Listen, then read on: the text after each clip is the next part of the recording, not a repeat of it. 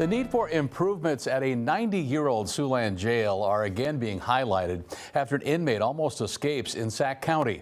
KCAU-9 reporter Travis Chin checked out that facility for himself today and shares what he found in our top story tonight at 10. This isn't a house behind me. This is the Sac County Jail, and it's 90 years old. And according to the sheriff, a recent incident at the jail is highlighting the need for a new facility. According to Sac County Sheriff Ken McClure, on June 4th, inmate Artis Karazins of Lakeview was able to squeeze through the food pass-through on the door as the jailer was placing food into the cell. Karazin got out, assaulted the jailer, and chased the jailer down steps into the booking area, where two deputy sheriffs were able to subdue him and get him into handcuffs. Karazin was sent to Loring Hospital in Sac City for observation before being transported to the Woodbury County Jail. That slot is 14 inches wide, 8 inches high. You know, our newer ones are half that size, you know, and that just goes back to, you know, we have a 90-year-old jail. We're just not set up for security and safety for that reason. You know, we're very fortunate that we didn't get somebody seriously hurt that day.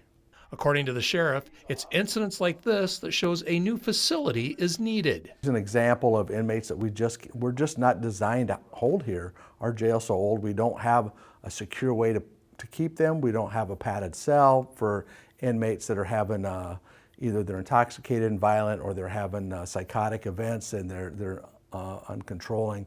A new jail would solve that problem and help prevent more incidents like this. The new jail construction, first of all, would have see-through glass or mirrored glass from the corridor, so that the jailer could have looked in and saw the inmate potentially charging.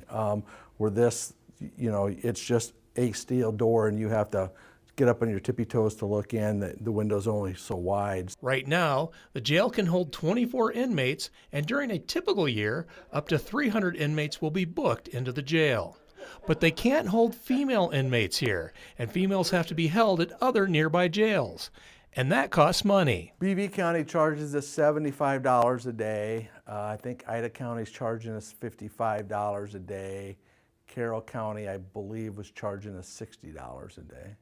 A bond vote for a new jail was held last November and fell just over 1% short of the 60% needed to pass.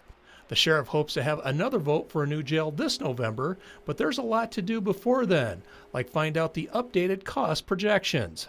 So once we get those cost projections, we'll get that to the bonding agency, figure out what our tax impact's going to be on our citizens.